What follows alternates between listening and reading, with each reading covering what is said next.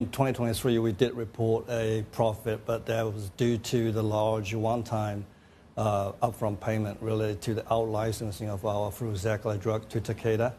But 2024, we reported a net profit.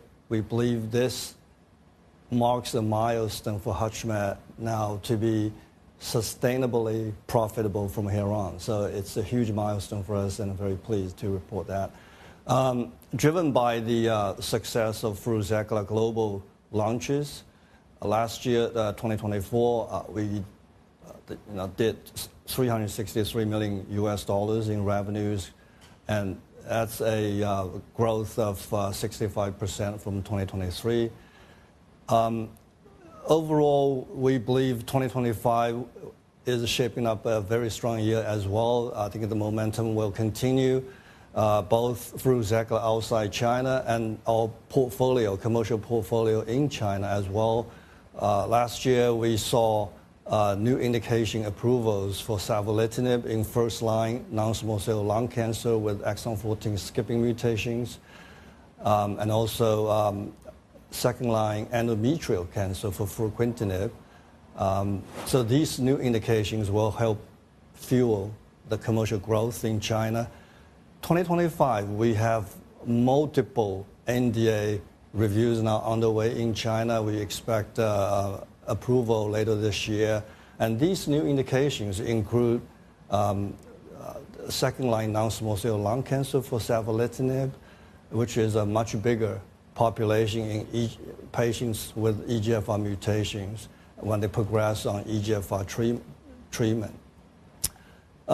Another very important indication for fruquintinib, again, is an indication in second-line renal cell carcinoma, which we just announced yesterday with positive top-line results.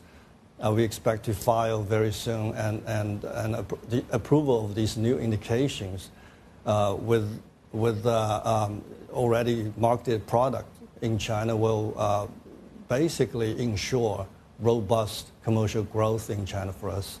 In addition, we also have new products with initial NDA submission already with the China CDE and under review as well.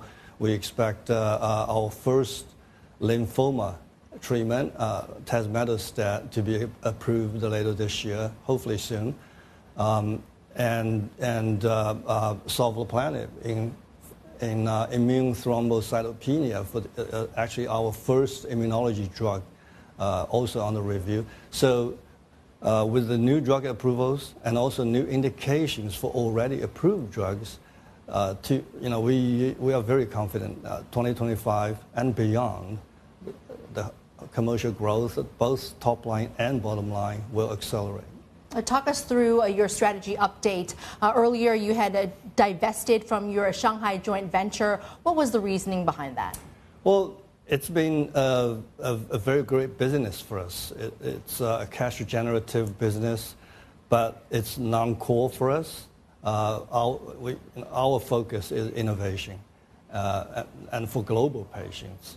So the divestment of this business will allow us to shore up our cash and allow us to invest more in innovation and accelerate the progression of our pipeline towards commercialization.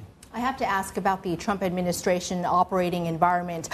In the previous administration, they tried to push through the Biosecure Act. That did not happen. It was proposed legislation for federal contracts with 5 China-based life science companies over alleged national security. They wanted to block these contracts. Hutchmed was not included in those 5 names. What is it operating like under a Trump administration in the pharmaceutical business? You guys, of course, through the help of pharmaceutical companies like Takeda, offering your cancer drugs, etc. Are you seeing any changes, distortion, pushback at all? What is it like? No, I think not at all. Our strategy is working through partners globally and to bring our innovative medicines to patients. We believe our innovation will change lives of many patients globally. So we don't think these restrictions will have any impact on our operations. With regard to tariffs on pharmaceutical products, there are very little details at the moment, and we'll assess the impact when we have more clarity. In your earnings results, I read that it was time to move on to the next phase of evolution. What does that mean? Well, we already have 3 products approved in China, number 4, number 5 coming soon this year. But what's exciting for us is our next wave of innovation. These we call antibody targeted therapy conjugates, or ATTCs, and they differ from traditional ADCs in that the payloads are targeted therapies instead of chemotherapies. So they will have very different tox profile, very different efficacy patient population, and most importantly, they have the potential to combine with the chemotherapies. So really to benefit patients in the long term.